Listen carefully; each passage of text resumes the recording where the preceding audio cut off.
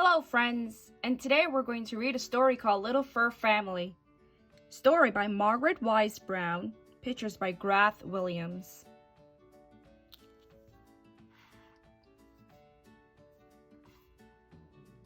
Little Fur Family.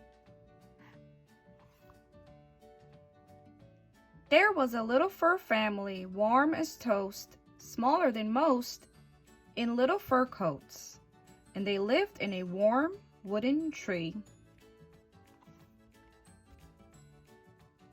The fur father said good morning one day, put on his hat, and went away out into his little fur world.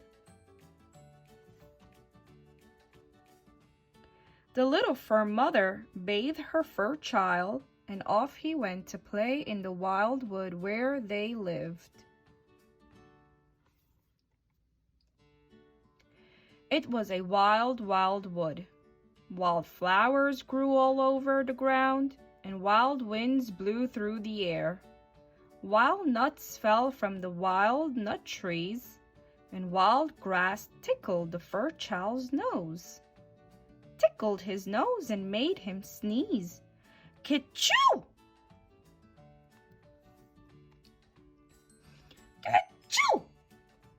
That sneeze woke his grandpa, who lived in a hollow stump. And Grandpa came walking thump, thump, thump, and walked out of his hollow stump and said, "Bless you, my little fur grandson. Every time you sneeze,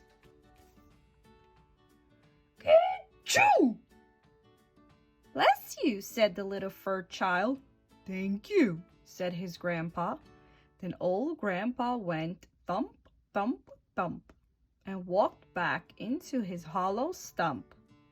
And the fur child went on through the dark and sunny woods till he came to a little river full of fish. The fish didn't have any fur, and they didn't have any feet, and they swam around. Under the river, the little fur child watched them for a long time. Then he reached in the river and pulled out a fish. He looked at it, and then, kerplunk, he threw it back in the river. He reached into the air and he caught a flying bug, and he held it in his hand and he looked at it. The bug didn't have any fur. It was shiny and had little wings. Then zip! He threw it back in the air. Then he caught a little tiny fur animal, the tiniest fur animal in the world. It had warm, silky fur and even a little fur nose.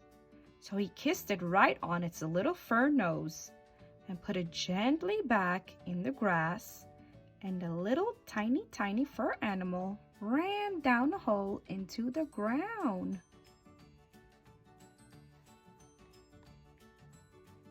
The sun went down beyond the river.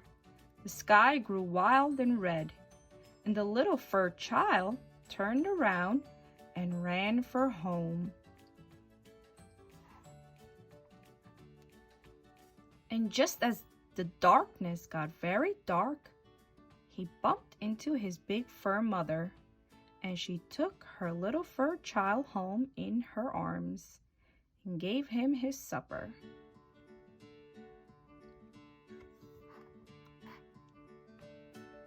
And there was his father, who put him to bed, and they tucked him in bed, all soft and all warm.